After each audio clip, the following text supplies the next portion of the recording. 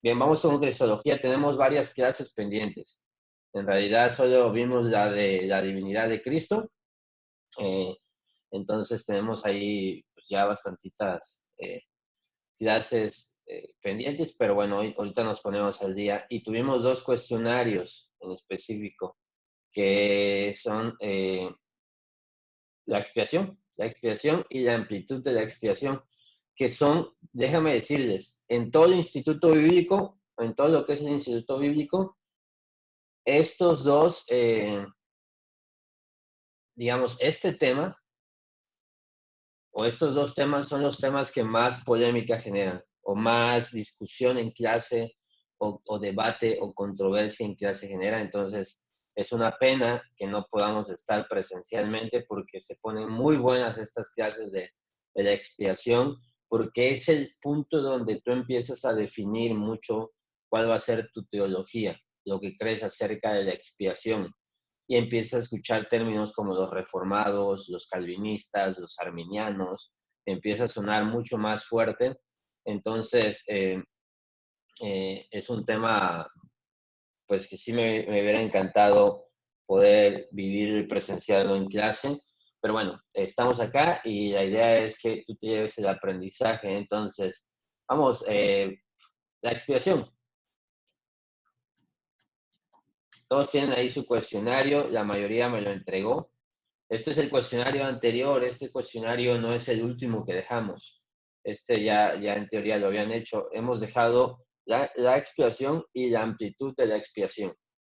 Vamos a ver si podemos aventarnos todos hoy, porque yo al rato tengo clase de Pentateuco, entonces no crean que me puedo quedar aquí todo el día. Ok, yo voy leyendo las preguntas y les voy dando la clase, ¿sí? Y cada tanto voy parando por si alguien tiene algún comentario o una pregunta de las preguntas que ya vimos. Dice, ¿cuáles son las dos cosas que forman parte de la suprema causa de la expiación? El amor y la justicia de Dios. Si quieres, tú puedes ahí ver tu cuestionario, a ver si estás bien. El amor y la justicia de Dios son las dos supremas causas de la expiación. ¿Cuál era la meta de Pablo y qué es lo que quería respecto a la justicia? Es poder ser encontrado en Cristo no teniendo su propia justicia que procede de la ley, sino la que se obtiene mediante la fe en Cristo, la que procede de Dios. Esa es la justicia que tenemos que buscar, que Cristo nos represente con su justicia. Es decir, ante el tribunal, nosotros no vamos con nuestra propia justicia, sino vamos con la justicia de Cristo. Dice, ¿cuáles son los aspectos del dolor de Cristo en la cruz? Hay varios aspectos, cosas que vivió o cosas o dolores que vivió Jesús en la cruz. Uno es el dolor físico y de la muerte. Dos, el dolor de cargar con el pecado. Tres, el abandono del Padre y también de los discípulos, pero sobre todo el abandono del Padre. Y cuatro, cargar con la ira de Dios. Ese es el más importante, ese es el más severo, cargar con la ira de Dios. Fue la cosa más dura que vivió Pablo. Yo estoy viendo hacia arriba, no porque no los esté viendo a ustedes, sino porque, bueno, no les puedo enseñar, pero acá abajo tengo la computadora y acá tengo otro monitor que es el que uso normalmente. Entonces, la cámara está aquí abajo, aquí, y yo tengo el monitor acá, ¿sí? Entonces, no crean que no los estoy pelando, de hecho, los estoy viendo a ustedes. Y acuérdense, si alguien quiere de plano, dice, no, yo ahí tengo una súper duda, porfa, activa tu audio. A ver, déjame ver si puedo. A ver, ahí desactivé. Voy a desactivarlos de nuevo, pero voy a poner que ustedes puedan desactivar sus micros. Ya, ahora sí. Ustedes en teoría ya podrían activar sus micros. Si de plano quieres participar, lo haces, ¿no? Ok, explica el término griego de donde viene la palabra propiciación, según Hebreos 2.17, 1 de Juan 2 y 1 de Juan 4.10. Dice, Cristo murió como una propiciación. Los términos griegos provienen del verbo hilaskomai, es hacer una propiciación, y el nombre hilasmos, un sacrificio de propiciación. Denotan que el sacrificio de Cristo es uno que aleja la ira de Dios y de esa forma hace a Dios propicio, favorable hacia nosotros. Jesús cargó con la ira de Dios contra el pecado, es decir, Dios tiene algo contra nosotros y a través de este sacrificio hace a Dios propicio hacia nosotros, es decir, esa ira se quita y ahora Dios pues ya no tiene un problema con nosotros. Eso es lo que hace la propiciación y eso se hacía a través de un sacrificio. La propiciación, cuando ofrecían el cordero, era precisamente para que Dios, ese problema que tenían con Dios, ya no estuviera ahí. Dice, ¿quién impuso el castigo que Cristo tenía que pagar por nuestros pecados? Con sus citas, aquí les va. Dios el Padre a través de su justicia por nosotros lo hizo, por nosotros lo hizo pecado. Déjame ver. Ok, Dios el Padre a través de su justicia por nosotros lo hizo pecado. Voy a volver a silenciar. Ya es que estoy buscando las citas. Sí, por nosotros hizo pecado, 2 Corintios 5:21. Dios cargó en él el pecado de todos nosotros, Isaías 53:6. Y Dios hizo quebrantarlos, Isaías 53:10 y Romanos 5:8. Se ve un micro activado. ¿Cuáles son las dos razones que hay para la diferencia de no sufrimiento eterno, sino pago completo? Es un concepto que maneja ahí Gruden. Si sufriéramos por nuestros pecados, nunca podríamos alcanzar una situación correcta con Dios. Es decir, ahorita les digo, si Jesús sí pudo cargar con la ira de Dios en contra de nuestro pecado y hacerlo hasta el final. Ningún ser humano lo habría podido hacer. Jesús en base a sus dos naturalezas pudo hacerlo. ¿Qué quiere decir? Que nosotros no hay un castigo. No hay un castigo que nosotros pudiéramos experimentar que hiciera que de plano pagáramos la deuda que tendríamos con Dios. O sea, no, por eso es que este tema de las penitencias está muy mal visto, o sea, está muy mal diseñado, porque no hay nada que tú puedas hacer que diga, ah, ok, ya sufrió demasiado por lo que hizo. No, no hay tal cosa. Esto es cadena perpetua, sin opción a salir. Entonces, Cristo tenía que pagar por eso, porque Él es santo, y por eso es que a través de Cristo podemos hacerlo. No hay nada que nosotros pudiéramos sufrir para eso. Es decir, podríamos estar 1000 años en el infierno y aún así seguiríamos endeudados y seguiríamos condenados.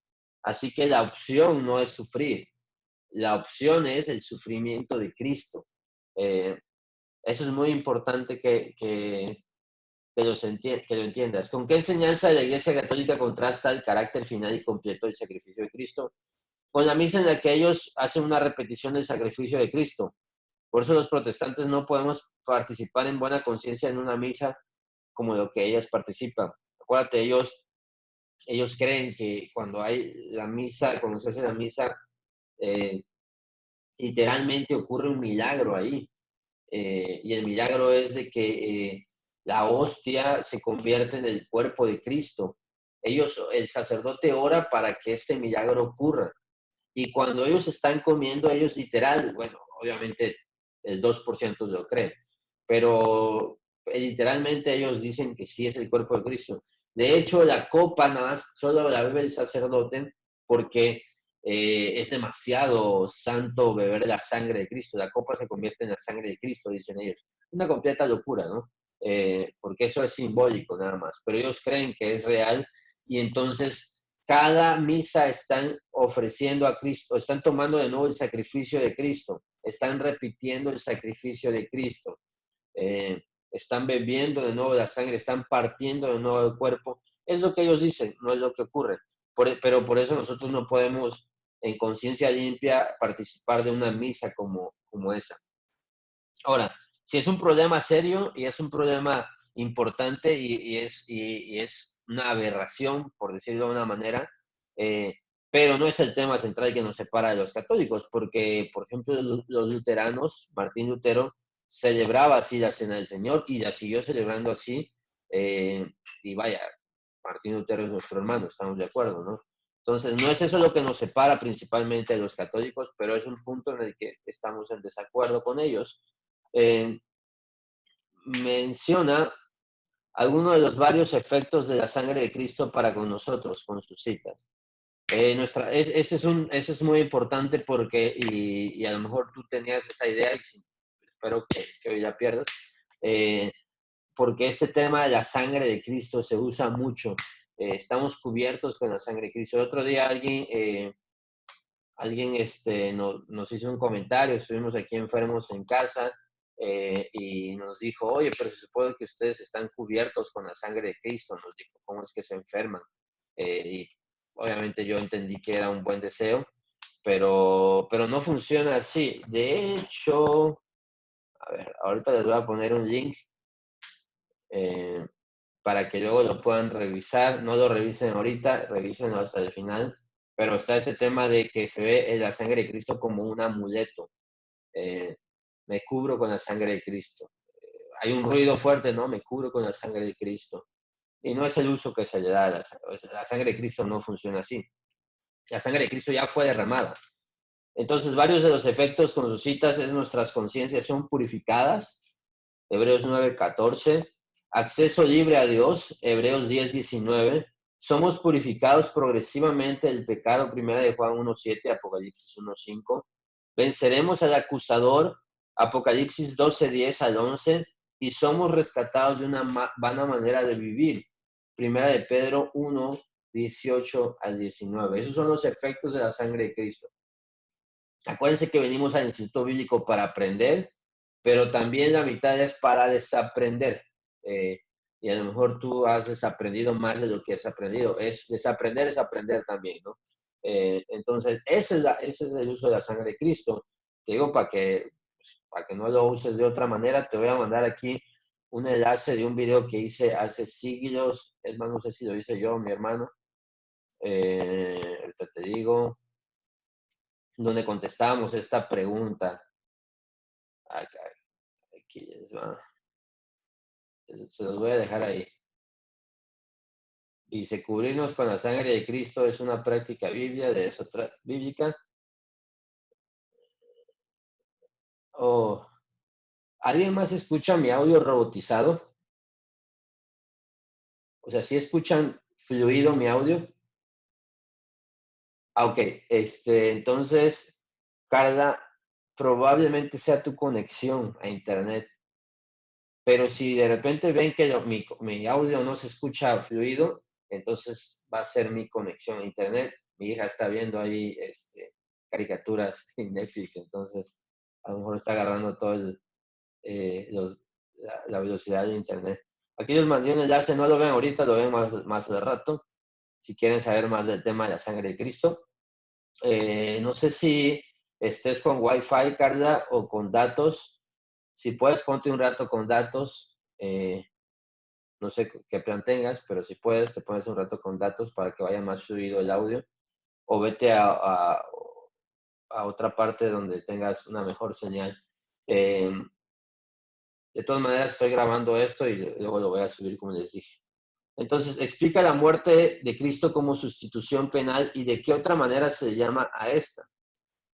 Ok, ese es el concepto teológico que creemos nosotros y que deberías de creer tú. La muerte de Cristo fue una sustitución penal. Hay otras teorías, pero esta es la que creemos que es la bíblica.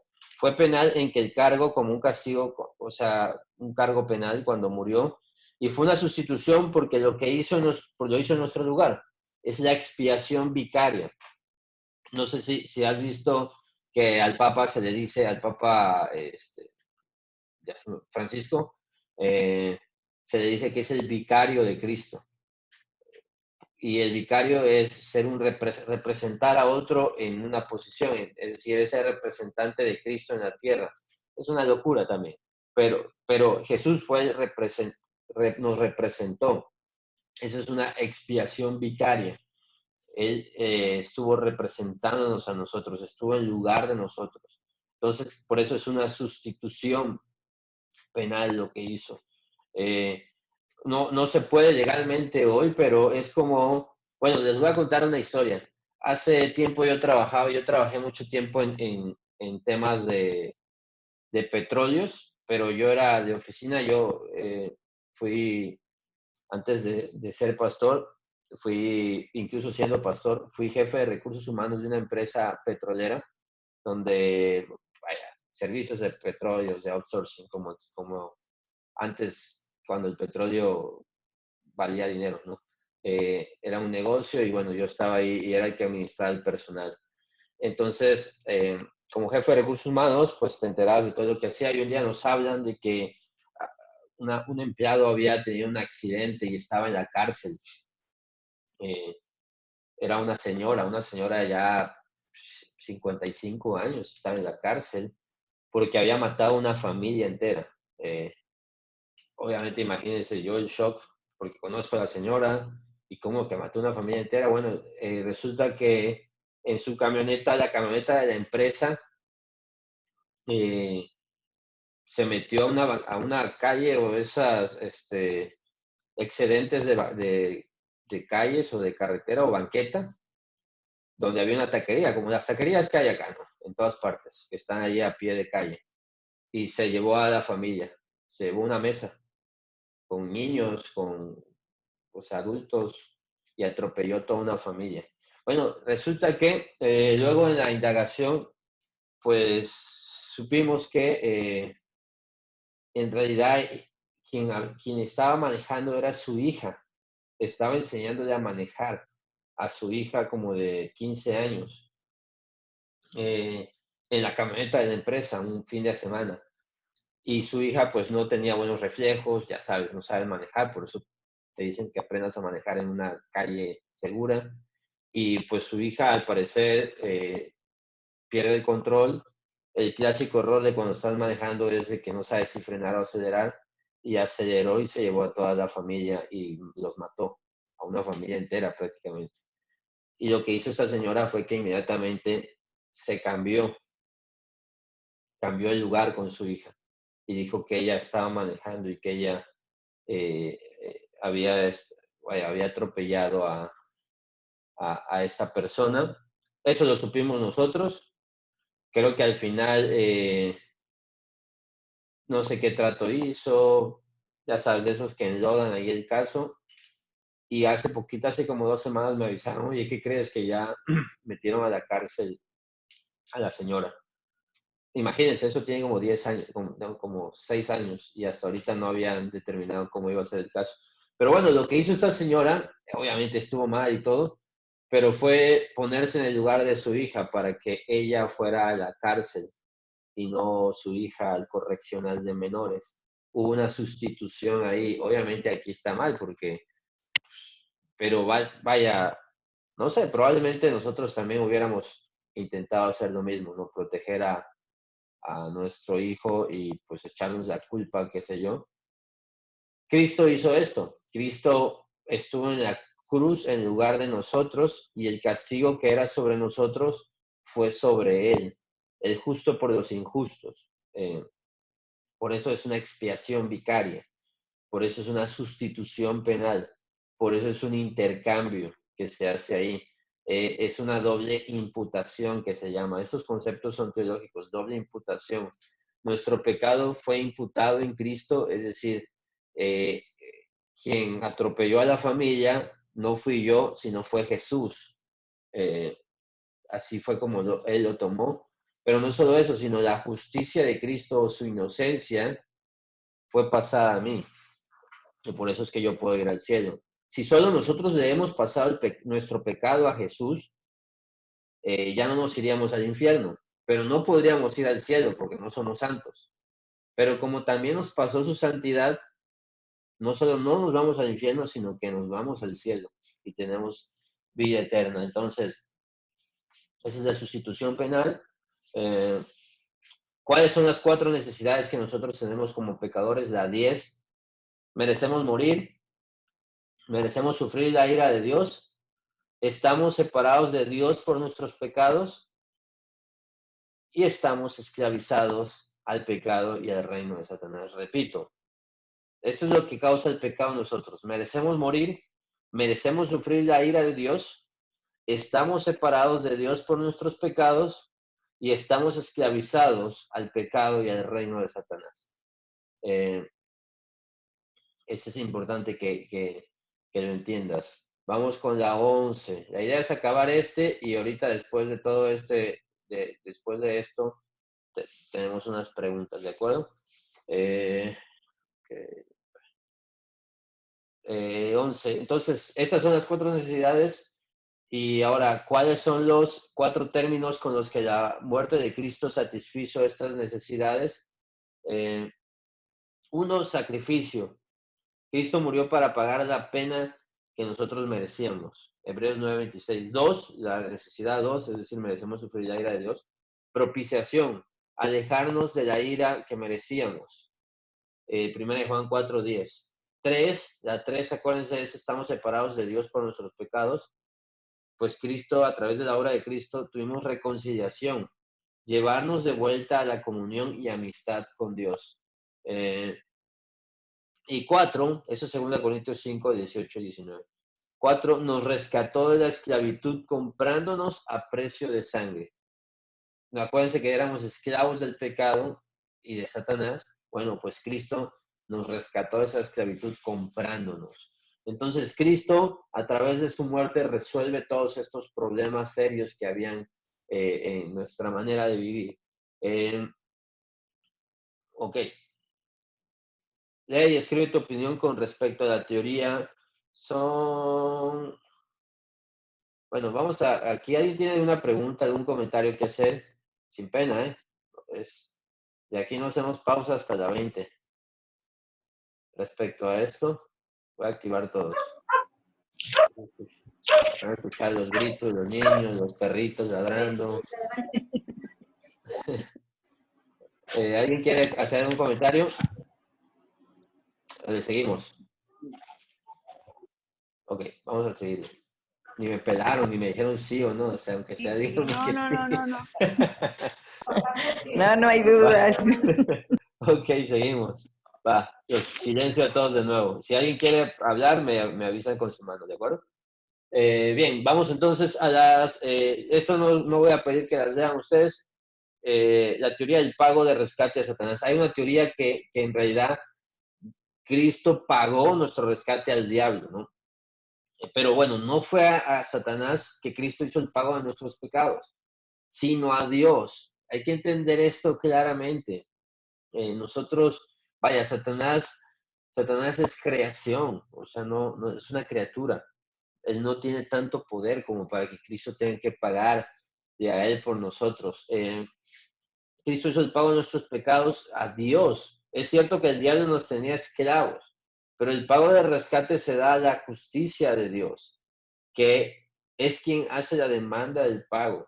Es decir, quien está diciendo necesitan pagar esto para ser liberado de esa esclavitud es Dios.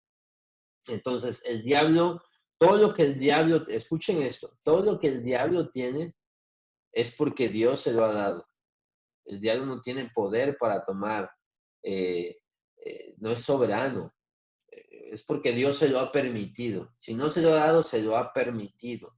Entonces, nuestro problema del infierno y nuestro problema de nuestra condenación no es un problema con el diablo, es un problema con Dios que tenemos que resolver. Quien nos manda al infierno no es el diablo, es Dios. Y te recuerdo, el infierno no es un lugar donde el diablo es el rey y es quien está gobernando y está trayendo a la gente y está tomando sus decisiones. No, el infierno es un lugar de castigo que Dios creó para Satanás y sus demonios. Es decir, Satanás odia el infierno porque el infierno fue algo que Dios creó para castigarlo. Y aparte, el infierno es el lugar donde Dios castiga a los otros rebeldes, es decir, a quien se pierde. Y obviamente Satanás es para quien fue creado el infierno, pero no es que él sea rey del infierno. Una de las cosas más fuertes que vas a escuchar, pero que es bíblica, es que Dios es rey del infierno, es rey sobre el infierno. Y él está mandando a la gente al infierno a pagar eternamente por sus pecados. El mayor problema del infierno no es que no está Dios ahí, es que Dios está ahí castigando, la ira de Dios derramada. Ahora, hay dos maneras en que la ira de Dios va a ser derramada para nosotros. Una es o en el infierno y la otra opción es sobre Cristo en la cruz. Y obviamente la mejor opción es sobre Cristo. Si no lo paga Cristo, lo pagas tú. Entonces en el infierno están las personas que rechazaron a Cristo, que rechazaron que Cristo pagara por sus pecados. Y entonces, si Cristo no paga por tus pecados, tú vas a tener que pagar por tus pecados. Entonces en el infierno solo hay personas que se quisieron ir al infierno, consciente o inconscientemente, que tomaron las decisiones de hacer eso. Y tú dices, aún los que no entendían el Evangelio, recuerda que dice Romanos 1 que Dios se revela a través de la creación. Es decir, toda la gente puede entender que hay un Dios, pero rechazan la verdad de Dios y se crean dioses nuevos, ¿no? Como en la India, que tienen 1 millón de dioses, como en la versión de Dios que tienen los musulmanes, que es un Dios diferente al Dios de la Biblia, aunque en teoría es el mismo, y así sucesivamente. Entonces, no es Satanás el problema. Hay otra teoría, la influencia moral. Ellos dicen que Dios no demandó ningún pago por el pecado, sino que Jesús solo murió como ejemplo de amor. Eso es una locura, pero bueno. Y es que eso es contrario a muchos pasajes de las Escrituras que dicen que Cristo murió por nuestros pecados. O sea, es que era una teoría muy simple de... Y hay otra teoría del ejemplo. Eh, eh, que la justicia requiera pago por el ejemplo. Entonces, hay teoría gubernamental también. Ellos decían que Dios no tenía que requerir ningún pago por el pecado, porque Él podía dejar a un lado el requerimiento de ese pago y perdonar al pecador, solo porque Él así lo decidió. Esto no explica, para que me entiendan. Es decir, que Dios es un juez y Él podría haber dicho, no, pues ya no me deben nada. Y que Cristo murió nada más porque pues así quisieron, pero no era necesario, porque él por ser el jefe podría haber cambiado las reglas. Esto no es así, eso no es así porque Dios es justo y no puede cambiar las reglas, Dios no cambia. Y otra cosa es que Cristo llevó nuestros pecados en la cruz. No es que estuvo ahí nada más de gratis. Él llevó los pecados nuestros en la cruz. Era la única manera de hacerlo. Ok, y luego viene la 16, que descendió a los infiernos. Yo sé que hay mucha gente que tiene aquí sus dudas, ¿no? En esto de que descendió a los infiernos. Eh, ¿Quién incluyó y cuándo fue incluida la frase descendió a los infiernos en el credo de los apóstoles? El credo de los apóstoles es un escrito, un poema, por decirlo de una manera como poema, muy importante en la religión. El credo de los apóstoles no fue escrito. Pastor. Sí, sí. En la pregunta número 15, sí quisiera que me quedara claro que en la teoría gubernamental dice que hizo que Cristo muriera para mostrar que cuando las leyes de Dios se quebrantan, mereces castigo. Pero sí es algo que en el Antiguo Testamento, en Deuteronomio y todo eso, sí estaba establecido. Aquí ya no sé cómo tomar esta idea. Sí, hay algo que se llama principio de retribución o teología de retribución, que es la teología más usada o más pregonada en el Antiguo Testamento, como usted dice. La teoría de retribución es Deuteronomio 28. Bendiciones por la obediencia y maldiciones por la desobediencia, ¿no? Por ejemplo, si tú diezmas, te va a caer lana. Si no diezmas, no va a llover en 3 años y no vas a tener. Entonces, ese era el ejemplo claro de cómo era el principio de retribución, que es real. El principio de retribución es real hasta cierto punto, porque el principio de retribución se basa en la justicia. Y no en la gracia y en la misericordia. Pero a su vez lo que la gente ignoraba es que al igual que había principio de retribución, también había gracia y misericordia. Y que la gracia y misericordia incluso predominaba en cómo se movían estas cosas. Por ejemplo, cuando David cometió adulterio y cometió asesinato, el principio de retribución indicaba que David debía morir, ¿sí? Y David no murió. ¿Y por qué no murió? Por gracia. La gente, por ejemplo, en Israel dejó de dar sus diezmos durante mucho tiempo y no se murieron de hambre, ¿sí? Había sequía y todo, pero seguían teniendo comida. Muchos de nosotros podemos pasar una vida sin ofrendar.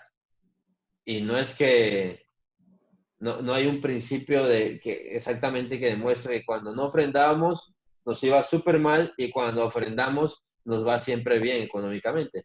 Eh, entonces, ahora, hay recompensas y no recompensas. Entonces, bueno, eso en cuanto a lo que comenta de, de cómo funcionaba en el Antiguo Testamento. Sin embargo, lo que leíamos al inicio que en la cruz el amor y la justicia de Dios se encuentran, ¿no? Son las dos causas supremas. ¿Cómo puedo hacer que algo sea justo, pero a la vez sea amoroso? Por ejemplo, lo justo es que todos nos vayamos al infierno. Eso sería lo justo legalmente. Ciertamente, no, nosotros no deberíamos tener una oportunidad de vivir. ¿Por qué? Porque en el Antiguo Testamento marca claramente, y Dios sigue siendo el mismo de ayer, de hoy y de siempre, que una persona que ha pecado merece el infierno. Entonces, ¿cómo podría perdonarse a una persona que merece el castigo? No a través de buenas obras, porque nada va a borrar lo que ya hicimos, sino a través de la obra de Cristo. Entonces, cuando Cristo por eso es que es importante esta parte que dice, las escrituras hablan de que Cristo llevó nuestros pecados en la cruz. No es que Cristo fue castigado por Dios como para demostrar, oye, ¿saben qué? Si se portan mal, vean lo que pasa, ¿no? Acuérdense, Cristo voluntariamente decidió ir a la cruz, el Padre voluntariamente decidió enviar a su Hijo, y ese era un plan diseñado desde antes de la fundación del mundo. Dios sabía que íbamos a pecar y desde antes de que todo fue diseñado un plan donde Cristo, el Hijo de Dios, iba a venir a morir en lugar nuestro, porque así la justicia iba a ser satisfecha, es decir, no iba a haber ninguna injusticia, el pecado se iba a pagar, pero también el amor, que es otro atributo de Dios, iba a estar presente. Y es la única forma que hubo. Eh, entonces, el principio de retribución es real y en la cruz fue real, pero el tema del amor, no solo de Dios, también Cristo nos amó, porque no es que solo Dios nos amó al enviar a su Hijo, también Jesús nos amó al ir en la cruz. Solamente que Jesús también lo hizo por obediencia al Padre, ¿sí? Pero no fue un tema de que, pues, ya ni modos, por portarse mal, les pasa eso. Entonces, son dos conceptos importantes que debemos entender. Justicia y gracia. Y los dos están ahí de la mano. Si solo hubiera sido justicia, nosotros no hubiéramos tenido oportunidad. Pero hay gracia, entonces es por eso que Cristo viene y da su vida por nosotros, Él voluntariamente. De hecho, Él dijo, a mí nadie me quita la vida, sino yo mismo la doy. Ok. Gracias. Íbamos, el credo de los apóstoles, donde descendió a los infiernos. Dice, ok, no fue escrito ni aprobado por algún concilio de la iglesia en una fecha específica, sino que se fue formando gradualmente desde el 200 hasta el 750. Es decir, la versión final fue hasta el siglo VIII. La frase no se encuentra en las versiones tempranas del credo, sino que fue incluida hasta el 390. Para que me entiendan, hay un credo de los apóstoles, es decir, el credo de los apóstoles, eso es lo que creían los apóstoles, y que la iglesia lo formula. Y se crea en el 200. La versión del 200 es la versión buena. Ya luego se va modificando, le van agregando, oye, fíjate que ya creemos esto también, ya creemos esto también. Y por ahí, 200 años después, alguien le agrega esto que descendió a los infiernos. Fue en el 390, un tal Rufino, y luego nada más esa versión, y ya no volvió a aparecer hasta el 650. Y bueno, hoy ya en la versión final aparece comúnmente, pero esta no era una frase. ¿Y por qué les estoy diciendo eso? Tú dices, ¿y a mí qué me importa el credo de los apóstoles? No, porque a través del credo de los apóstoles se crea una tradición en el cristianismo, y la tradición te dice que Jesús fue al infierno. Y todos, no es que nos los tienen que enseñar, todos de alguna manera tenemos la noción de que Jesús fue al infierno, algo fue, pero el caso es que fue. Eh, y ahora, eh, la cosa es que la Biblia también habla un poquito de ese tema y por eso es un tema polémico. Hechos 2:27 dice, porque no dejarás mi alma en el Hades, no permitirás que tu santo vea corrupción. Romanos 10:6 dice, pero la justicia que es por la fe dice así, no digas en tu corazón quién subirá al cielo. Esto es para traer abajo a Cristo. ¿Y quién descenderá al abismo? Esto es para hacer subir a Cristo de entre los muertos. Parece que está en el infierno, pero bueno, dice que está más bien entre los muertos. Efesios 4:8, este es más común todavía. Subiendo lo alto, llevó cautiva a la cautividad y dio dones a los hombres. Y eso de que subió, ¿qué es? Sino que también había descendido primero a las partes más bajas de la tierra. Todos, por tradición también, creemos que el infierno está abajo, ¿no? Y si se te caía algo, te decían, ya lo chupó el diablo, porque todos creemos que abajo, y me acuerdo en los 90s, era muy común las historias estas de los cuates que con un taladro así enorme habían escarbado demasiado y se escuchaban los gritos de la gente en el infierno, porque el infierno estaba en el centro, ¿no? Por muchos motivos eso es imposible. Así como es imposible que un demonio tenga un bebé, ¿se acuerdan cuando vimos eso? Bebé mitad demonio y mitad humano. Cuando te pones a evaluar, dices, está canijo, está complicado, pues está más difícil que todos los que se fueron al infierno estén abajo, pues, del piso, estén en la tierra o en el núcleo, porque no van a entrar ahí. Imagínense cuántos son. Y bueno, no es que de repente ya lo hubiéramos descubierto si hubiera algo ahí adentro, ¿no? Y la Biblia no lo dice. Las partes más bajas de la tierra se refiere es la manera de llamarla el abismo. Acuérdate que antes ellos no entendían de cómo funcionaba mucho el mundo, ¿no? Así como nosotros decimos, ya se puso el sol. Ves que agarra te decimos, no, ya se puso el sol. O ya se fue el sol, ya salió el sol.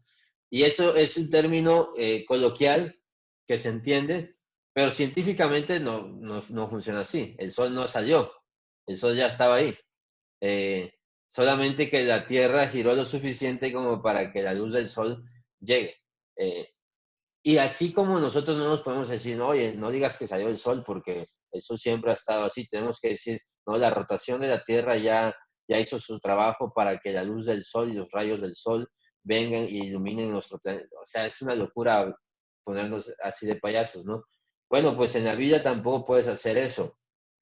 Por ejemplo, cuando ellos pidieron que el sol se detuviera, pues es una manera de decir, queremos que el día siga siendo y que la noche no llegue. No es que pidieron exactamente, es como ellos lo entendían.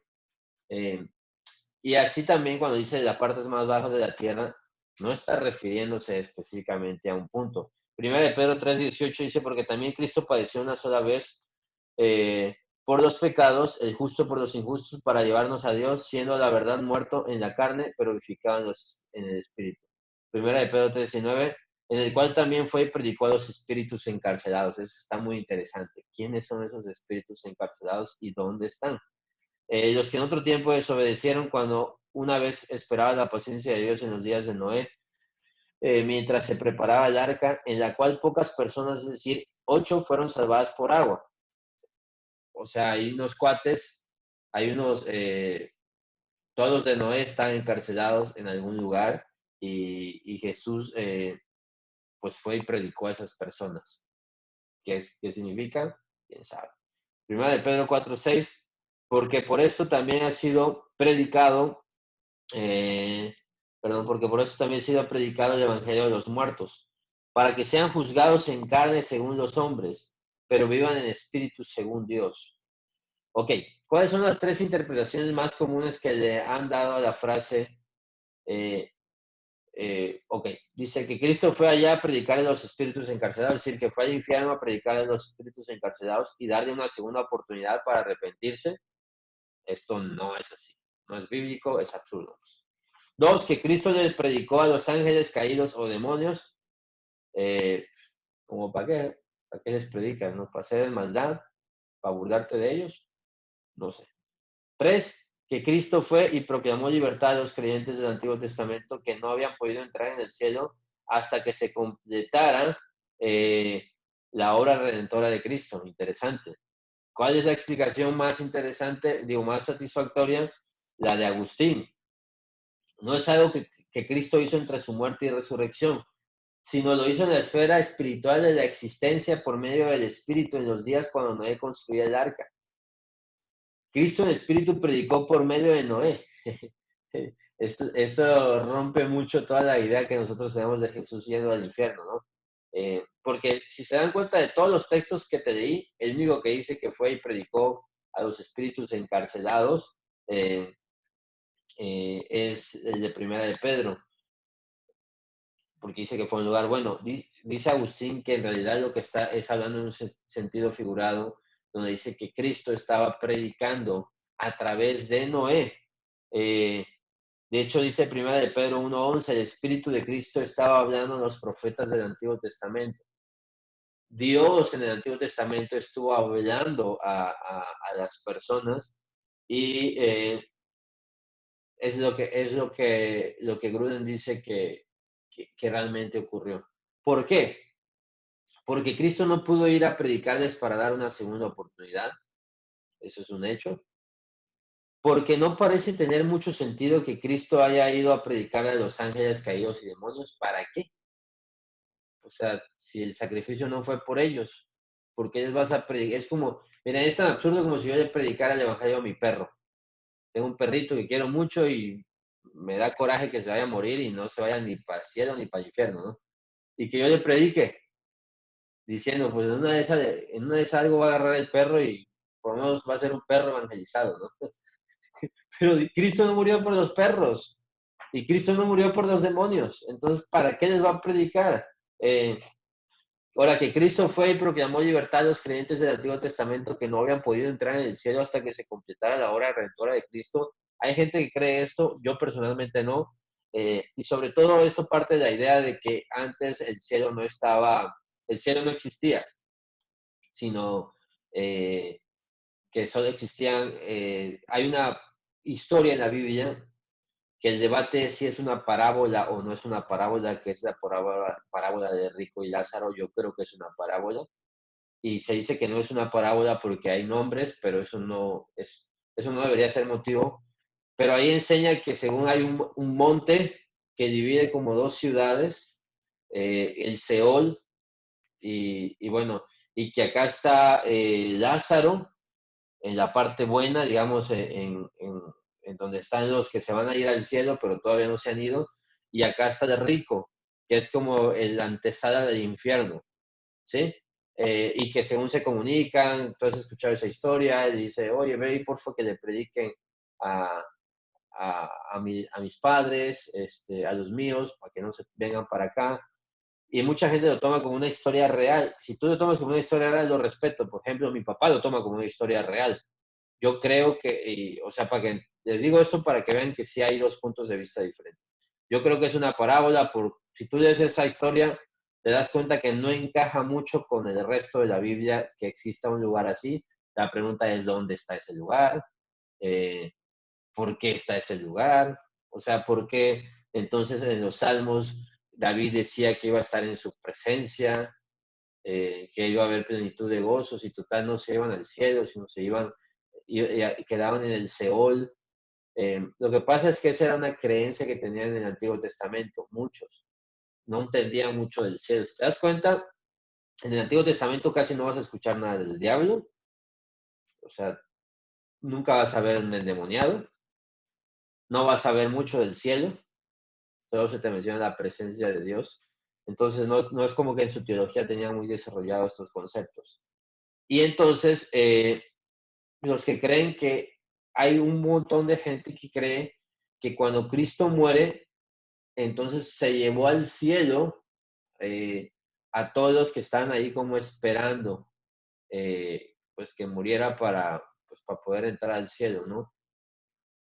Puede ser. Yo no creo, a mí me cuesta trabajo pensar eso, pero quiero ser humilde en decir que puedo estar equivocado, porque también hay mucha gente que sí cree eso, que digamos que había gente ahí del Antiguo Testamento que todavía no había entrado al cielo y entró al cielo hasta que Cristo murió. Ok. El infierno y el lago de fuego es el mismo lugar. Eh, puede, eh, podemos decir que sí es el mismo lugar, es decir, es parte del infierno. Imagínense que el infierno es un parque grande, un parque de diversiones, y hay una parte que todavía no han abierto, que va a ser la parte más fea, pero está ahí, en el infierno. Que el infierno ahora es un lugar, quiero quedar algo, el infierno es un lugar espiritual. Tú no puedes ir al infierno en carro, no puedes escarbar para ir al infierno, ni puedes agarrar una nave para ir al infierno. Es un lugar espiritual donde van espíritus, ¿sí? Todo lo que se nos dice sobre el infierno, de qué es esto, de qué es esto otro, que en realidad son 2, 3 cosas nada más, ¿eh? Del infierno no se nos dice casi nada, más que referencias a que es horrible el lugar. Es un lugar espiritual donde están los espíritus, ¿no? El lago de fuego, sin embargo, parece ser que va a ser un lugar físico representativo del infierno, donde va a ser echado Satanás al final del milenio con sus demonios. Pero igual no me preguntes cómo va a funcionar, dónde va a estar, porque, porque dónde metes un lago tan grande como para meter al diablo y a todos sus demonios. Pero sí es como algo diferente, pero a fin de cuentas es lo mismo, es el infierno. El infierno en realidad es una palabra que no existía y que se traduce así a las referencias que hacía Jesús del lugar de castigo. Por ejemplo, cuando Jesús habla del infierno, la palabra en griego es Gehenna, y el Gehenna en realidad era un lugar feo que había por la región, donde quemaban basura, donde había animales carroñeros. Tú no ibas nunca al Gehenna, y Jesús dice que te vas a ir al Gehenna. Luego lo traducen como infierno, pero nunca se refirió, digamos, a un lugar físico. Eh, Eso es para la pregunta de si el infierno y el lago de fuego son los mismos. Entonces, yo no creo que Jesús haya ido al infierno. ¿Cuál es la oposición bíblica a descendió a los infiernos? Es esta. Las palabras de Jesús al ladrón en Lucas 23:43. De cierto te digo que hoy estarás conmigo en el paraíso. Esto implica que después de que Jesús murió, su alma fue a la presencia de Dios en el cielo, aunque su cuerpo fue enterrado. Algunos dicen que el paraíso es un lugar distinto al cielo, lo que les decía, el paraíso o el Seol, que es la otra parte. Segunda de Corintios 12:2, arrebatado al tercer cielo, y el verso 4 dice, arrebatado al paraíso. Paraíso y cielo son lo mismo. Esto por si quieren ver si son lugares diferentes. Otro texto en contra de ello es Juan 19:30, cuando Jesús hubo tomado el vinagre dijo, consumado es. ¿Sí? Entonces Jesús clamando a gran voz dice, Padre, en tus manos encomiendo mi espíritu. Y habiendo dicho esto, expiró. Ok, entonces Jesús no se fue al infierno. Hace unos años había un cuatillo, ya saben, cada tanto surge una moda nueva, y había un cuate que me acuerdo que me hablaron, me dijeron que si quería traerlo a mi ciudad, que traía una nueva revelación. Y la nueva revelación es que Jesús había ido al infierno, se fue al infierno. Así, literal, Jesús se fue al infierno. Eh, pero después de 3 días ahí en el infierno hizo un alboroto, se escapó, ¿no? Como de película, y se escapó y destruyó el infierno él. O sea, que fue como infiltrado, pagó en el infierno y de ahí se escapó.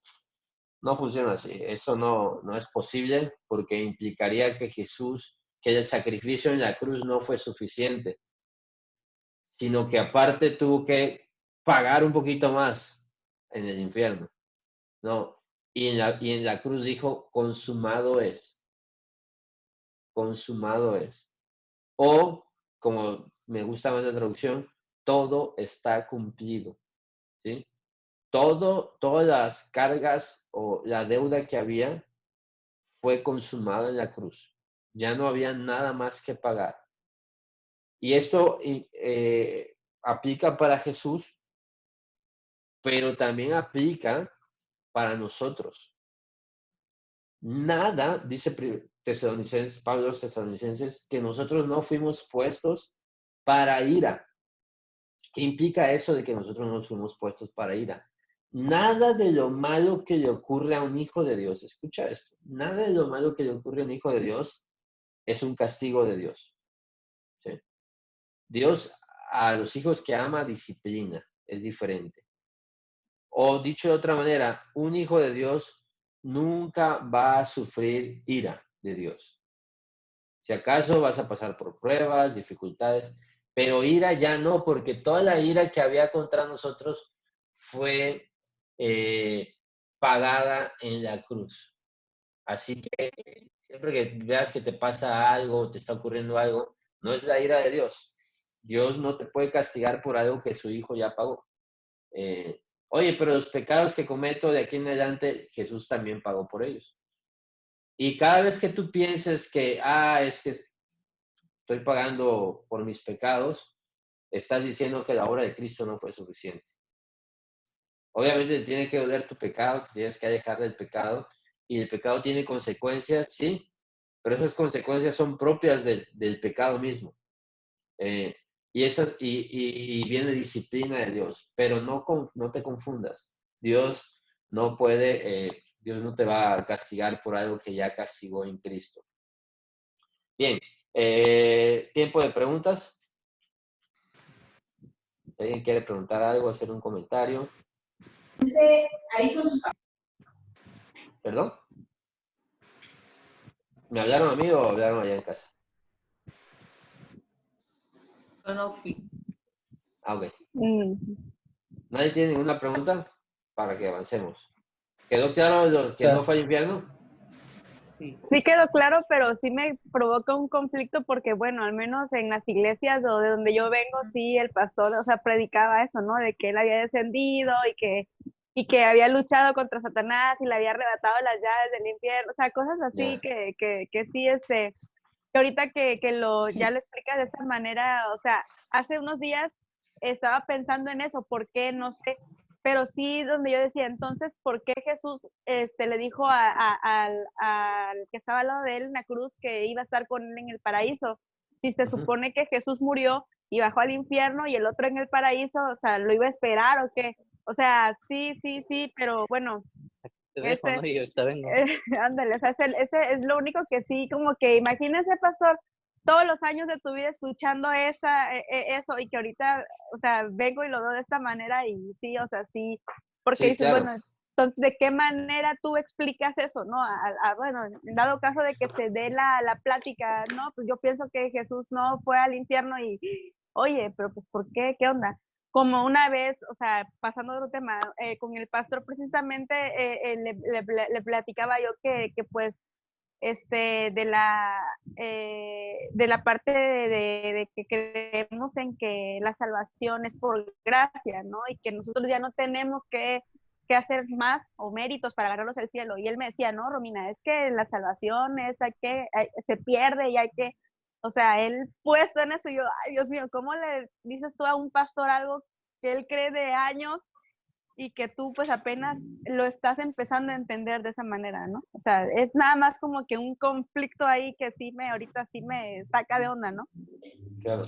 Claro, no, y es normal, y de hecho el 90% de las personas lo creen o lo creían y es un cambio de postura. Ahora, creo que ahora tú podrías seguir creyendo esto y no pasa, o sea, tampoco es que esté mal, ¿no? Porque pues no son temas esenciales de la fe, pero sí es un tema que ya que lo analizas bien, pues tú dices, como, ¿para qué fue? Y siempre Sí, exacto. es bueno hacer estas preguntas. Esto que creo, a ver, dilo en voz alta. A veces cuando ya lo dices en voz alta ya suena más irreal, ¿no? Algo. Y es bueno cuestionar a veces un poco de lo que hemos creído y que la mayoría de la gente lo va a hacer.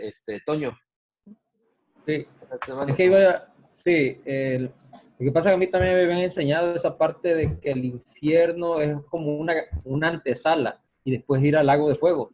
Entonces, no sé, por eso, bueno, pero había preguntado ahí por el Sí, chat de que si el podría infierno o el ser lago de fuego es un lo mismo. poquito así, porque el lago de fuego, digamos que todo, sí, probablemente no tan literal como lo dices, pero sí es un poco así. Ahorita todos se van al infierno y el infierno es un lugar donde van a estar, pero al final todos van a ser echados al lago de fuego, que es el castigo ya eterno. Ahorita, digamos, están por mientras en el infierno. Eh, entonces, de una u otra manera, pues sí, el lago de fuego viene después. Son dos Son dos cosas diferentes, lugares, ¿no? son dos Dos cosas lugares diferentes, pues. diferentes. Sí, sí, un poco sí. Que siguen siendo el castigo, pero pues sí son dos cosas diferentes. ¿Qué más?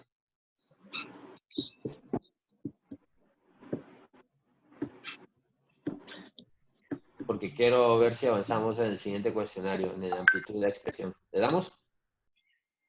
Ok, los voy a silenciar. Cualquier pregunta, ya saben, se quita el silencio. Dice la amplitud de la expiación. Seguramente no lo vamos a terminar, se nos metió un poco el tiempo. Es que no, me acabo de caer en cuenta que ciertamente sí da 2 clases, pero en 2 horas diferentes. Nunca en 1 hora todo, ¿no? En verdad eran 2 horas y media que duraba nuestras 2 clases, hora y 15 y hora y 15. Y perdonen, pero yo programé mi clase de Pentateuco a las 12. Entonces no voy a poder tener la otra clase, pero bueno, ya vimos que esto sí se puede y va a estar mucho más fácil o sencillo vernos aquí y la otra mitad del grupo lo verá después. La amplitud de la expiación en Cristología, todos tienen ese cuestionario, no sé si todos lo hicieron, pero todos deben de tenerlo. Si alguien no lo tiene, nos avisa y se los paso con mucho gusto. ¿De acuerdo? Ok, la expiación y la gracia común. Este es uno de los temas más intensos de la teología. ¿Cuál es la pregunta que plantea la diferencia que hay entre los reformados y los no reformados con respecto a la amplitud de la expiación? La pregunta es esta, y es una pregunta muy importante. ¿Pagó Jesús por los pecados de toda la raza humana o solo pagó por los pecados de los que sabía que al final serían salvos? Es una pregunta que lleva 500 años siendo tratando de ser contestada, ¿no? Ok, ¿cuál es el argumento de los no reformados y cuál es el de los reformados? Los no reformados dicen que la oferta del Evangelio se hace repetidas veces a todas las personas y que para que esta oferta sea genuina, el pago de los pecados debe ya estar hecho y disponible para todas las personas. Si las personas por cuyos pecados Cristo pagó están limitados, también la oferta del Evangelio lo está. Ellos dicen que si vamos a predicar a todo el mundo, es porque todo el mundo en teoría podría ser salvo, y si nos dicen que en realidad solo algunos pueden tener acceso a esa salvación, pues entonces la invitación del Evangelio no es tan real, no es tan genuino. Y los reformados dicen, si la muerte de Cristo pagó por los pecados de todas las personas que han vivido, no hay castigo pendiente para que nadie pague. Y a eso le sigue que todas las personas serán salvas, sin ninguna excepción. O sea, dice, si Cristo murió por todos, entonces todos son salvos. Y nadie debería tener algo que pagar. Tú lo escuchas así cualquiera de las dos y hace sentido, ¿no? Hace sentido, las dos hacen sentido y las dos tienen su punto. Ok, según tú, ¿cuáles son las dos citas bíblicas más fuertes que apoyan la posición reformada? Juan 10:11 dice, el buen pastor su vida da por las ovejas. Es decir, dice aquí que Jesús solo da su vida por las ovejas. Y las ovejas no son todas, estamos de acuerdo, ¿no? Ok, dice Hechos 20:28, la iglesia de Dios que adquirió por su propia sangre. O sea que Cristo compró a la iglesia con su propia sangre. Ahora, ¿cuáles son las otras dos formas de llamar la perspectiva reformada y cuál es la mejor de las dos formas de llamar el según Gruden? Eso se conoce como la expiación limitada. Hay algo que se llama el calvinismo. El calvinismo, pues, el reformador quizás más importante se llamó Juan Calvino. Martín Lutero fue el que explotó todo y quien hizo, pero quien más reformó la fe se llama Juan Calvino, y Juan Calvino tenía una serie de creencias. Luego hubo un grupo de personas que eran como discípulos de una persona llamada Jacobo Arminio, años después, y ellos plantearon una respuesta a lo que había enseñado Juan Calvino, y lo plantearon en 5 puntos, y es lo que se llama el arminianismo. Son los 5 puntos de oposición contra las enseñanzas de Calvino. Luego los seguidores de Calvino, a esos 5 puntos del arminianismo, le pusieron los 5 puntos. ¿Cuál es la posición entonces de Calvino? Los 5 puntos del calvinismo, que se le conoce como el tulip. Y son frases en inglés, ¿no? Como la depravidad total, por ejemplo, sería que todos somos totalmente la elección incondicional, que es la U. La depravidad total es total depravity. Y luego viene la unconditional election, que es elección incondicional. Y bueno, y una de esas es la expiación limitada, ¿sí? ¿Qué es la expiación limitada? Que la expiación no fue ilimitada, así de simple. Pero ya no se usa mucho esta, porque se ve rara. La que usan más es la frase redención particular, que sostiene que Cristo murió por personas en particular. Es decir, que Cristo murió específicamente por aquellos que serían salvos. No murió por nadie que no iba a ser salvo, sino murió solo por los que iban a ser salvos. Ok. ¿Cómo se conoce la posición opuesta? Que la muerte de Cristo pagó por los pecados de todos, la redención general o la expiación ilimitada. ¿Sí? La mayoría de ustedes, sin miedo a equivocarme, siempre han creído la redención general. No sé si después de esto ya siguen creyendo lo mismo o van a creer otra cosa, pero esa es como la común en nuestro medio teológico, ¿no? Medio teológico que es muy pentecostés, es lo que creen normalmente. El pentecostés viene del metodismo, que a su vez viene del arminianismo. Entonces, un pentecostés por naturaleza casi es arminiano, 100%. Aunque obviamente en los últimos 20 años ya todo eso cambió y pues ya no saben ni qué creen los pentecostales, ¿no?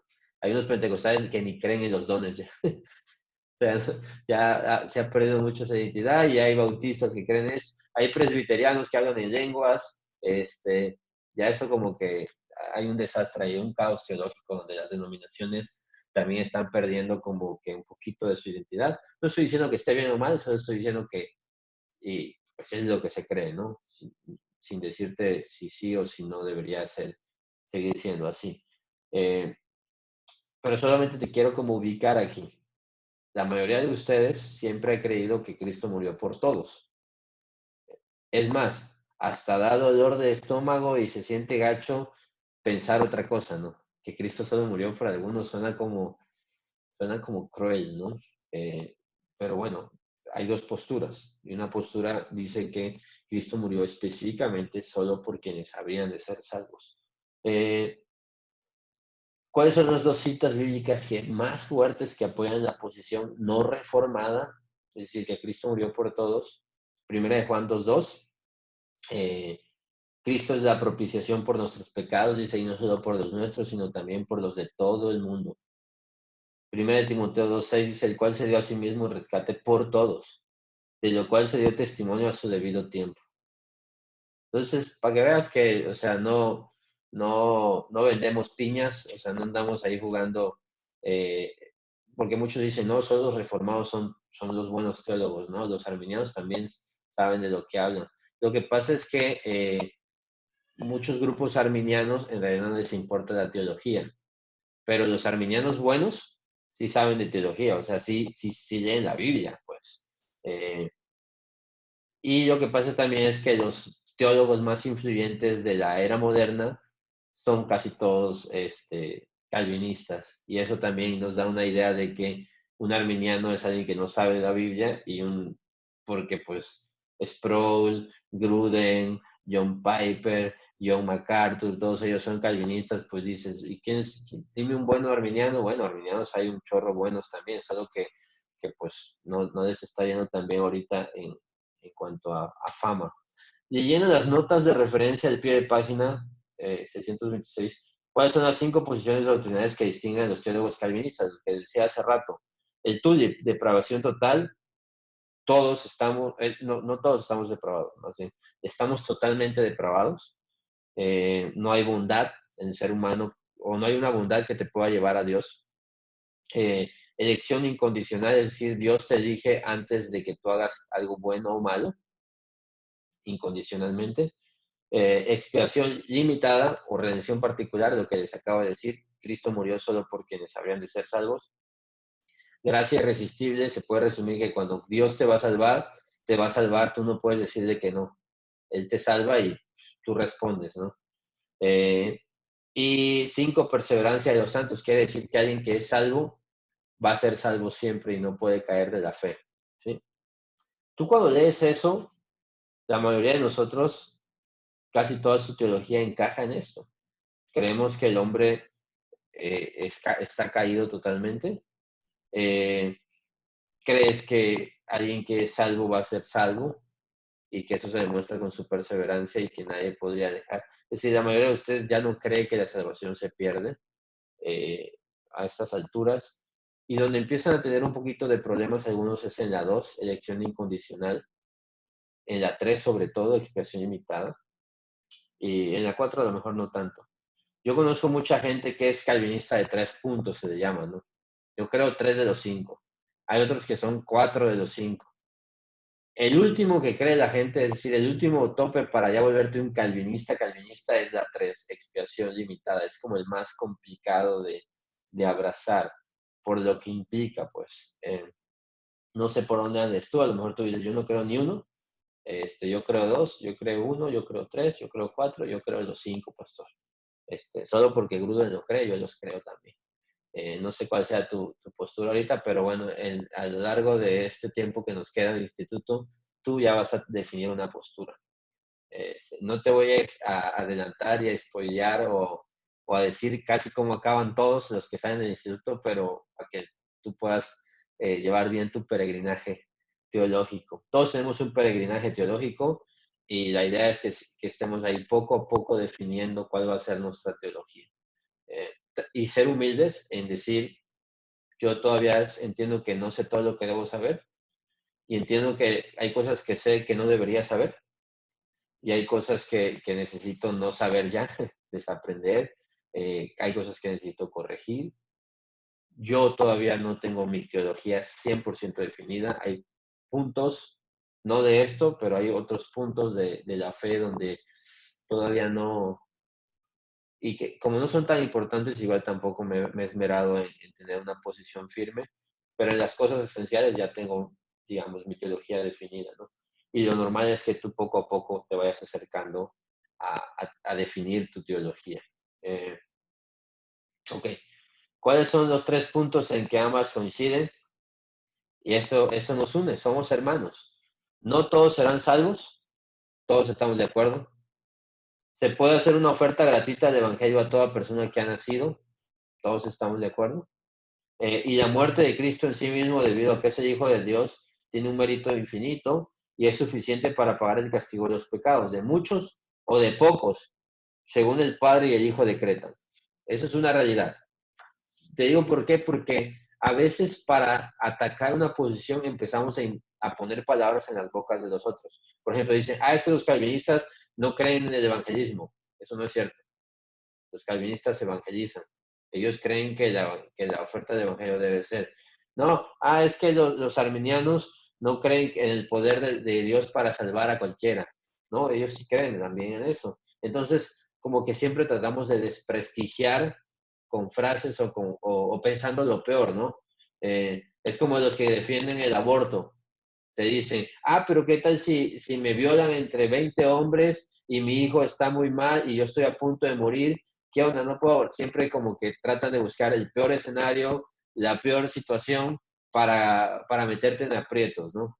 Y aquí te dicen, no, entonces, si Cristo murió solo por algunos, entonces ya para qué evangelizas, te dicen. No, espérate, es que nadie ha dicho que no hay que evangelizar. De hecho, para que esos se salven, hay que evangelizar. Y ellos te dicen, con más razón hay que evangelizar, porque hay gente que va a ser salva sí o sí. Entonces, los dos puntos tienen, estamos de acuerdo en varias cosas, y no todos van a ser salvos. Tú estás de acuerdo en todo. Si no estás de acuerdo en que no todos van a ser salvos, eso es universalismo. El universalismo enseña que todos van a ser salvos. Todos, ¿eh? No creas que los buenos nada más. Todos han sido salvos. Y eso no es bíblico. ¿Ok? ¿Cómo le responderías tú al primer punto importante que presenta Grudem en la página 627 que dice el que generalmente no es respondido por los que define la revelación general, la expresión general, perdón, para que el pago del castigo por el pecado que hizo Cristo se haga efectivo hacia una persona, ésta debe reconocer, arrepentirse y confesar todos sus pecados ante Él. Si no lo hace, aunque Cristo sí murió por él, como él no lo reconoce ni se arrepiente de su pecado, por eso no se hace efectivo. Miren, les voy a dar mi punto de vista. A mí eso es lo que me cuesta trabajo. Creer de que, ok, vamos a poner un caso hipotético de que Cristo murió por todos. ¿Sí? Si Cristo murió por todos, todos deberían de ser salvos. Porque la muerte de Cristo es un evento pasado, no condicionado. Es decir, vamos a pensar esto. Cristo está muriendo por los pecados de Barack Obama. Digo, Barack Obama no sé qué onda con su vida, pero vamos a pensar que no es cristiano. Y ni va a ser cristiano nunca. No se arrepiente de sus pecados. Y Cristo está en la cruz, ¿no? Está sufriendo, está agonizando, está con toda la ira. No, Barack Obama hizo esto, Barack Obama hizo esto, otro. Y Cristo está derramando la ira que va a derramar sobre Barack Obama, sobre Cristo. Y Cristo está padeciendo eso. ¿Y esa ira qué? ¿Y qué tal si Barack Obama no se arrepiente? ¿Va a pagar doble? Es decir, ya lo pagó Cristo, pero aparte lo tiene que pagar en el infierno. ¿Eso quiere decir que Cristo estuvo como tonto en la cruz pagando por alguien que no iba a ser salvo? Es como delicado pensar un poquito eso. Sí te deja como, oye, entonces, ¿qué tan efectiva es la obra de Cristo en la cruz? O sea, entonces, ¿Cristo sí estaba muriendo por sus ovejas o no? ¿Cristo sí me tenía en mente a mí o no? ¿O Cristo tenía en mente a todos? No tenía en mente a Adrián, tenía en mente a todos. Hay quien pueda que se salve. Sí te deja pensando, a mí me deja pensando bastante esa posibilidad. También sé que hay problemas con lo otro, pero yo te puedo decir, mira, decía Spurgeon, si Dios me diera los nombres de todos los que han de ser salvos, pues yo iría directo con ellos. Tal van a ser salvos, pero nadie sabe. Por eso la invitación al Evangelio es para todos, porque en lo que a nosotros respecta, todos pueden ser salvos. Y nadie de nosotros puede determinar si alguien es elegido o no. Porque hay gente que es elegida que tú no te esperas que sea elegida. Y hay gente que no son elegidos. Pero eso nadie lo puede determinar. Les digo por qué, porque mi abuelito materno, él siempre dice, no, pues mira, si yo soy elegido, me voy a ir al cielo, no importa lo que haga. Y le entra el chupe. Y ya menos, pues, siempre ha ido a la iglesia, pero dice, mira, la teología dice esto, entonces, aún dice, si Dios no me va a matar cuando ande borracho, me va a esperar a que ande leyendo mi Biblia, porque si soy elegido, pues me voy a ir al cielo, decía él. Y esa es la manera incorrecta de entender la elección. No puedes tú pretender eso. Nadie puede saber y nadie puede determinar eso y decir, sí, si esto sí, esto no. Entonces, porque eso solo lo sabe Dios. ¿Qué es lo que nosotros tenemos? Un llamado y un mandato. Ir y hacer discípulos a todas las naciones. Ahora, ¿qué te dice esto? Que Cristo ya sabe quiénes van a ser salvos. Cristo sí sabe quiénes van a ser salvos. Y dio su vida por ellos. Y nosotros, nuestro trabajo, ir a predicarles, y a lo mejor nosotros poco a poco nos vamos enterando de quiénes han de ser salvos. Toño, querías decir algo, ¿verdad? A ver, dime. Ya te activé. Sí, entonces es incorrecto que nosotros digamos que, bueno, o sea, decirle a una persona, ¿sabes que Cristo murió por tus pecados? Porque entonces si esa persona no es salva, entonces estamos mintiendo, ¿cómo? O sea, porque es Ya, la parte, ya. o nada más comentar que Cristo murió por los pecados. O sea, porque muchos decimos esa parte, ¿no? De que, Sí. mira, vamos y evangelizamos, le decimos a la persona, ¿sabes que Cristo murió por tus pecados? Cristo murió por ti en una cruz. Y eso lo decimos casi, creo que toda la mayoría. Ahora, entonces, Eso es si yo parte digo de la esa oferta. parte, Es parte de la oferta, hermanos. Yo no creo que esté mal, porque nuestro trabajo es ofrecer la cruz de Cristo. Y es parte de la oferta. Y a fin de cuentas, la oferta es real para todos. Lo que pasa es que en Cristo, en su mente, Él vive en la eternidad. Pero nosotros vivimos en el aquí y el ahora, donde el reloj va corriendo. Entonces, Cristo en la cruz ya sabía quién es, pero esos quienes todavía no han pasado y todavía ni existen. Y entonces para nosotros una persona que nace puede ser salva. ¿Y cómo se va a demostrar o confirmar lo que Cristo ya sabía? Cuando ocurre o no ocurre. Entonces yo tengo que ofrecer el Evangelio, la cruz de Cristo, porque la Biblia dice que Cristo murió por el mundo, en general, ¿no? Por los seres humanos.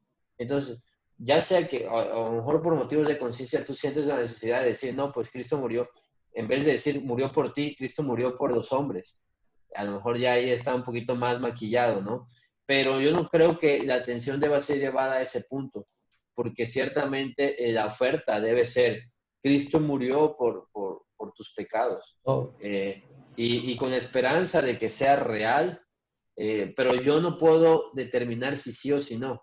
Si yo no supiera que no, pues igual. Pero vamos a pensar, tú no les dices eso, ¿no, hermanos? Y estás ahí como titubeando. Fíjense que Cristo murió por los pecados quienes iban a ser salvos, y si tú te arrepientes, igual y murió por ti. no, claro. Es como poner en tela de juicio, y es como decir, pues lo que estoy haciendo es nada más como para ver si pega. En una de esas sí y en una de esas no. Y entonces ya está un poquito desvirtuado ahí el evangelismo. No debe ser así. Hay unos, por ejemplo, un grupo que se llama los hipercalvinistas, que sí creen eso. Ellos dicen el evangelismo no debe ser para todos, y eso es incorrecto, porque hay textos en la Biblia donde dice que tenemos que predicar a todos, tenemos que evangelizar a todos. Y créanme, yo lo digo como pastor, yo no ando en la iglesia pensando, no, pues algunos aquí sí y otros no. Yo voy, predico a todos, ministro a todos, sirvo a todos, y este conocimiento es un conocimiento meramente académico, teológico, que te sirve para desarrollar un poco tu fe y cómo te mueves, pero a fin de cuentas, tú no andas por la vida cuestionando este sí, este no. Tarde o temprano esto te queda a ti, pero no es como parte de tu ministerio. No afecta en cómo desarrollas ministerialmente tu forma de evangelizar. En mi caso, no. Yo sigo predicando, yo sigo extendiendo, porque la realidad es que cuando empiezas a ver también cómo funciona el cristianismo, hay gente que parece que sí y parecía que sí y no. Y hay gente que pues nada más no y sí. Entonces, nosotros seríamos jueces un poquito injustos, estaríamos llenos de paradigmas, es decir, al borracho, al tatuado, ese no le voy a predicar tanto, y sí le voy a predicar más a la señora, que es súper buena onda. eh, entonces, porque entonces los estereotipos, imagínense quién le iba a predicar a Pablo, a Saulo de Tarso. Y se acuerdan que este cuate Ananías, el que lo recibe, no me acuerdo cómo se llama, creo que sí, hasta lo bautizó. lo recibió en su casa y todo. Entonces, ¿por qué? Porque tú hay gente que no te imaginas que sí.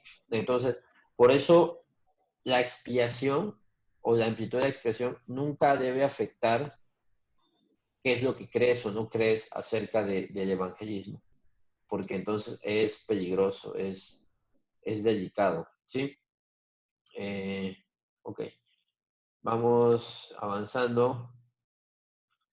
1 Juan 2:2 dice, él dice que este texto puede estar diciendo, dando a entender que no está seguro. 1 Juan 2:2 dice que Cristo es la propiciación de los pecados de todo el mundo, no solo por nuestros, sino también por los de todo el mundo, dice. Que Cristo es el sacrificio expiatorio que el Evangelio pone a disposición por los pecados de todo el mundo. Es decir, cuando el mundo se refiere generalizado. Cristo no solo murió por mí, también murió por ti y murió por todos. ¿En qué sentido? En que yo no puedo encajar, murió por los mexicanos nada más, murió por los evangélicos, o sea, hay un chorro de gente en todas partes que Cristo pagó por sus pecados y esas personas van a ser salvas. Quizás estamos esperando a que el evangelio llegue a sus vidas. Con relación a los pasajes que hablan de la muerte de Cristo por sus ovejas, su iglesia o su pueblo, ¿qué pueden responder los no reformados? Que estos pasajes no niegan que Cristo murió para pagar el castigo de otros también. Y en ninguna forma enseñan que es exclusivamente por su pueblo que murió. ¿Y qué dice Gruden en respuesta? Que si bien es cierto que no niegan explícitamente que Cristo murió por otros también, su frecuente referencia hace ver que esta es una influencia correcta, es decir, que Cristo solo murió por sus ovejas. Parece ser que esa es la enseñanza bíblica. O más bien, no solo murió por sus ovejas, sino murió específicamente por sus hijos. Dio su vida por quienes iban a ser salvos. ¿Por qué Gruden dice que es un error plantearse la pregunta como lo hace Berkhoff y enfocarse en el propósito de expresión? Berkhoff es como un teólogo reformado muy importante, de los reformados, y es presbiteriano muy, muy importante y muy respetado. Es hacer más grande la controversia entre calvinistas y arminianos sobre si el propósito de Dios es salvar a todas las personas, el cual queda frustrado por la tendencia del hombre a la rebelión, que es la posición arminiana. O si el propósito de Dios es salvar a los que haya escogido, que es la posición calvinista. Miren, esto es delicado, pero todavía hay discusiones, preguntas que no se debieran hacer nunca. Por ejemplo, hay una pregunta de Dios, por ejemplo, la predestinación, ¿no? O la doble predestinación. Dios elige a los que van a ser salvos y también elige a los que se van a ir al infierno para irse al infierno, o solo elige a los que van a ir hacia el cielo. Es una pregunta que hacen algunos. Pero es una pregunta nada más para pelear, pues, ¿no? Porque está diciendo que Dios voluntariamente dijo, quiero mandar a algunos al infierno. Pero hay otras que dicen, es la deducción. Si escogió a unos para ser salvos, automáticamente está escogiendo a otros para no. Pero esa es una deducción lógica que hacemos nosotros. Lo que se entiende es, para que entiendan, hay gente cayendo, ¿no? Cayendo al infierno, sin parar. Cada hora cae otro, cae otro, cae otro, cae otro, y así, sin parar, al infierno. ¿Por qué? Porque por sus pecados. No porque Cristo está diciendo, ay, los voy a mandar, acuérdense, dice Ezequiel, que Dios no se complace en la muerte del impío. Dios no disfruta mandar a nadie al infierno. Esa es una idea muy tonta y muy incorrecta. Pero si hay gente que se está yendo al infierno por sus propias decisiones, ¿qué es lo que hace Cristo? ¿Qué es lo que hace Dios? Alguien que cae y lo rescata. Y siguen cayendo. Y viene otro y lo rescata. Y siguen cayendo. Y viene otro y lo rescata. Entonces, tú dices, es que es injusto que a unos sí y a otros no. No. Es justo que todos se vayan al infierno. Nadie se va al infierno injustamente. Pero es misericordioso que algunos de nosotros no nos vayamos a ir, porque Dios nos rescató del destino justo. Es decir, nadie está en el infierno ahorita injustamente. Muchos vamos a ir al cielo misericordiosamente. Eso es una manera diferente de ver las cosas. Es decir, no merecemos estar en el cielo, sí merecemos estar en el infierno. Pero misericordia, y esto es, mira, es como la ayuda, ¿eh? Y es una tensión que tú debes de quitar de tu vida. Por ejemplo, acá en nuestra iglesia, ¿no? Levantamos un fondo de misericordia, de despensas, queremos levantar un fondo de apoyo económico para enfermos con COVID. Si tú no superas, o mira, o por ejemplo yo como pastor, si yo no supero la tensión de que no puedo ayudar a todos, me voy a amargar y mi ayuda va a ser deficiente. Porque yo no tengo todo el dinero que se tiene para quitar el hambre del mundo. Yo no tengo todo el dinero que se necesita para que todos los que tienen COVID tengan la atención debida. Porque si yo voy con 20 despensas al hospital, voy a dar 20 despensas, pero van a haber 50 personas más que se van a quedar viéndome, diciéndome, oye, ¿y a mí? Y yo voy a tener que decir, disculpen, yo no tengo. Y yo me puedo ir a mi casa diciendo, soy un miserable porque no los ayudé. O me puedo ir a mi casa diciendo, gracias a Dios que me permitió ayudar a 20 de estos 70. Entonces, es una tensión delicada. Y a veces tenemos esa tensión con la salvación. Pensamos en quienes no y no agradecemos por los que sí. Y eso está mal. Está mal porque Dios no tendría por qué salvar a nadie. ¿Sí? Dios no tendría por qué ayudar a nadie. Sin embargo, por misericordia lo hace. Ok, entonces vamos a terminar. ¿Cuáles son las dos declaraciones que en algunos sentidos son correctas? Cristo murió solo por los suyos y Cristo murió por todas las personas. Son ambas correctas en algún sentido. ¿Sí? En cuanto a los efectos pastorales prácticos, ¿cuáles son las 4 cosas que ambas partes quieren evitar? Lo que decía, que se piense que las personas se salvarán, ya sea que crean en Cristo o no. Eso no es cierto, solo se salva quien cree en Cristo. 2, que puede haber algunas personas que vayan a Cristo buscando salvación, pero que sean rechazadas, porque Él no murió por ellas. Eso es mentira, ¿eh? Eso es mentira, porque si creemos que el Espíritu Santo es el que lleva a la gente a Cristo, el Espíritu Santo no va a llevar a nadie a Cristo que no vaya a ser salvo. O sea, no anda jugando así y el Espíritu Santo, ay, híjole, te traes a uno que no era. Perdón, me equivoqué. No funciona así. 3, que Dios es hipócrita o insincero cuando hace la oferta gratuita del Evangelio. Dios no es hipócrita. Dios es genuino y dice, vengan a mí. Y dice, el que a mí viene no le echo fuera. Y eso lo decía Augusto Nicodemos. ¿Cómo funciona la salvación? Digamos que aquí hay una puerta a la mitad y tú vienes por acá y dice acá arriba, vengan a mí, una oferta, ¿no? De Jesús, vengan a mí, te dice.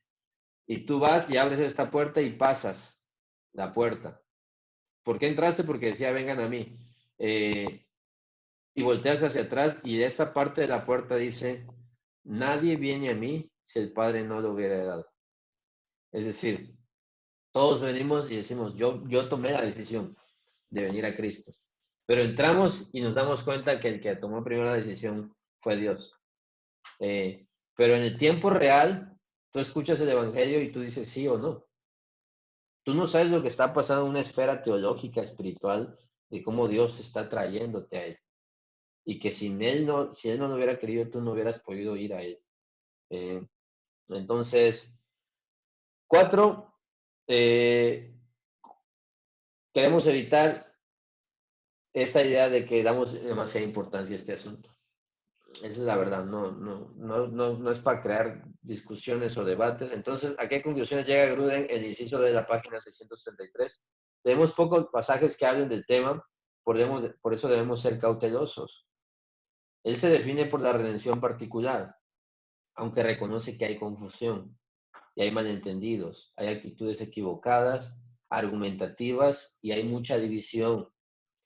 Entonces, es el pueblo de Dios y esto tiene repercusiones pastorales negativas.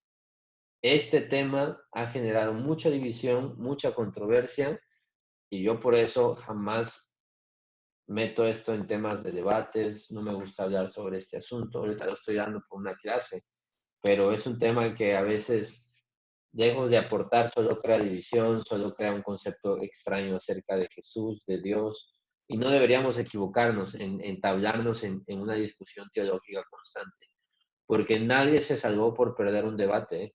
No hay ninguna persona que diga, ah, ahora ya entendí, yo estoy equivocado, enséñame más sobre tu Cristo, ¿no? Normalmente cuando entramos en un debate teológico es porque queremos tener la razón, no porque queremos darle la gloria a Dios. Entonces, por eso no me gusta como meterme en este asunto. Dicho esto, no sé si alguien tenga alguna pregunta.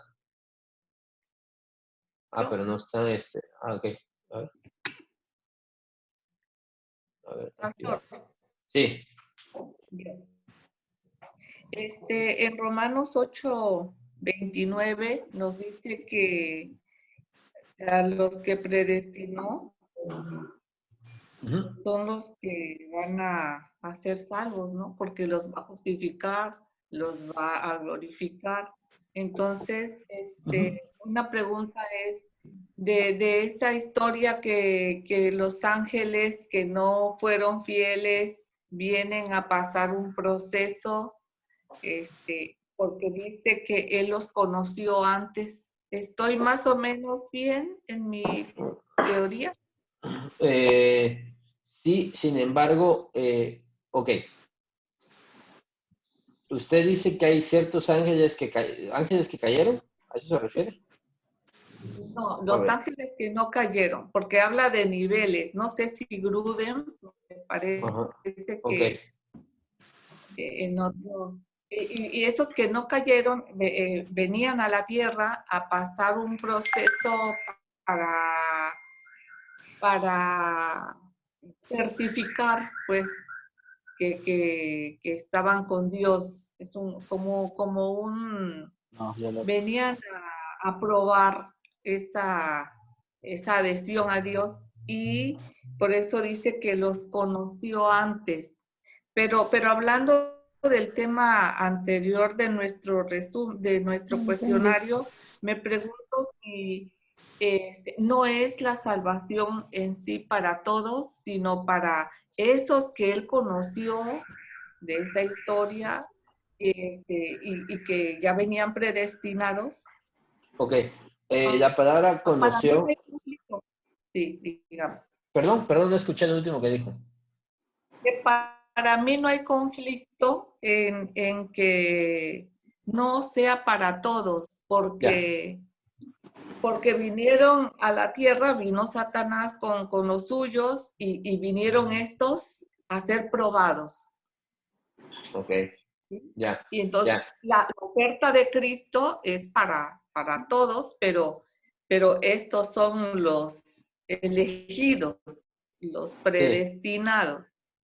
No sé claro. en qué estoy en esta teoría. La palabra conoció, ahí se refiere específicamente en Romanos 8, la palabra conocer tiene que ver a amar, conocer una forma íntima. Ahí Dios nos conoció y se refiere específicamente a humanos. Dice Hebreos que los ángeles, en cierto sentido, tienen un nivel menor a nosotros, no son mayores que nosotros en muchos sentidos, pero ellos no recibieron este mensaje del Evangelio que sí tuvimos Sí. nosotros. Entonces, por ejemplo, un ángel nunca va a necesitar ser perdonado. Digo, los demonios no pueden ser perdonados, pero un ángel siempre ha sido bueno o fiel, porque no creció con carne, no hay carne en ellos. Entonces, digamos que el plan de redención, de propiciación, de aplacar la ira de Dios, no aplica para demonios y por lo tanto no aplica tampoco para inocentes, sino más bien Cristo se hizo hombre precisamente para que nosotros podamos tener y dice la Biblia que a los que antes conoció, quiere decir que desde antes de la fundación del mundo, Dios conocía mi nombre y me amó. Y como me amó, es lo que decía Moisés, si he hallado gracia delante de tus ojos, te ruego que me muestres tu camino.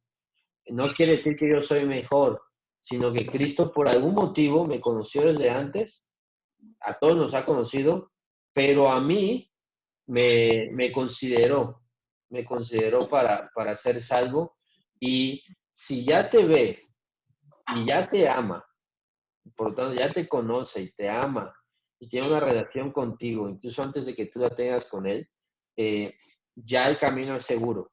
A los que antes conoció, también los predestinó, a estos mismos justificó, y finalmente acaba en la glorificación. Es decir, alguien que ya ha sido predestinado va a estar en el cielo. O sea, lo que estamos viviendo ahorita es el proceso, pero ese proceso daba seguridad a Pablo. Decía, yo puedo estar aquí, y por eso dice ese texto adelante, por eso ni peligros, ni persecución, ni desnudez, ni la vida, ni la muerte podrá separarnos del amor de Dios que es en Cristo Jesús. Es lo que está diciendo. Nada puede romper ese proceso que ya comenzó. Si ya comenzó, ya terminó. Filipenses 1:6. Comenzó la buena obra en ustedes, la perfeccionará hasta el día de Jesucristo. Va a haber confusión en medio, va a haber dudas, va a haber titubeos, va a haber todo eso, pero si alguien comenzó, alguien va a terminar. Ahora, si no termina, es porque nunca comenzó. Parecía que había comenzado, pero nunca comenzó. Entonces, por eso la perseverancia es lo que confirma que algo inició una vez. Hay cosas que parecen inicios, pero no son inicios. Son entusiasmo. Y exacto, y es lo que usted diría, se certifica. Eso que parecía real de inicio, se confirma con un final en Cristo. Entonces, es parte del proceso. Por eso es que debemos de ser pacientes en reconocerlo hasta el final. No sé si alguien tiene más dudas. Sé que es un tema confuso, que probablemente no van ustedes a terminar de digerir ahora mismo, pero bueno, ahí está, y es una discusión real. Gruden tiene su punto de vista, yo tengo mi punto de vista, seguramente, y ciertamente entiendo que el punto de vista del profesor muchas veces va a afectar el punto de vista de los alumnos, ¿sí? Pero también me encantaría que ustedes pudieran llegar a una posición en su caminar con Cristo y en su caminar con la Biblia. No porque se los haya dicho yo, sino porque Dios se los dijo en su palabra. ¿De acuerdo? ¿Ok? ¿Algo más? Voy a terminar la grabación. Ya tenemos la clase, ya digo, matamos 2 pájaros de un tiro. La próxima semana sí tenemos las dos. Vamos a tener nada más un cuestionario de Cristología y vamos a tener la clase de Ezequiel. Esa, gracias a Dios, todavía tenemos tiempo porque es Ezequiel y Daniel, nada más lo que nos falta. Entonces no hay tanto problema ahí de prisas. Si necesitan algo más, háganme saber. Nos veríamos el próximo sábado a las 10:15. Yo les mando el cuestionario en un ratito. ¿De acuerdo? Nos vemos entonces. Cuídense. Dios les bendiga. Que tengan un bonito fin de semana. Gracias, pastor. Síganse cuidando mucho. Quédense en casa. Y primero Dios, sigan orando para ver cuándo nos vamos a volver a ver. Porque en teoría en mayo terminaba el trimestre y de ahí vienen sus nuevos libros y pues eso va a ser un tema ahí que queremos ver cómo va a funcionar. Pero bueno, nos vemos. Cuídense, Dios les bendiga. Bye. Hasta luego. Bye.